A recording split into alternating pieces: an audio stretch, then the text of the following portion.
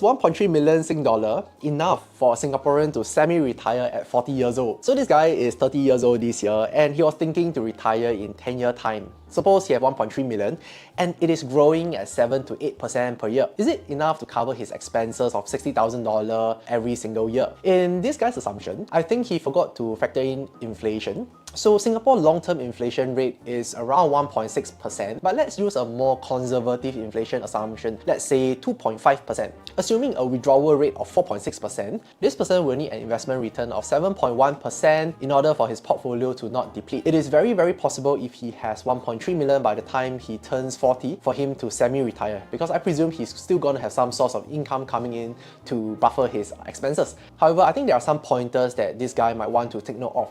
The first thing to know is sequence of return risk, meaning some years the return is going to be lower than 7%, some years it's going to be more. What if he experiences the lost decade in the very initial phase of his retirement? As a result, his retirement portfolio is likely going to draw down at a much faster rate where he potentially outlive all his retirement savings.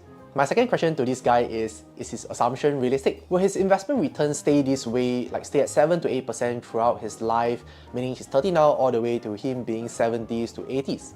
Very often, a person's risk appetite drops right after they stop work because they don't feel that sense of security of income and cash flow coming in. If his return assumption changes to 6%, 5% or even 3%, then introduces once again the longevity risk where he is going to outlive his portfolio. The third risk he should watch out is, I think his withdrawal rate assumption is a little high. Research has shown that 4% withdrawal rate is not that sustainable in the long term.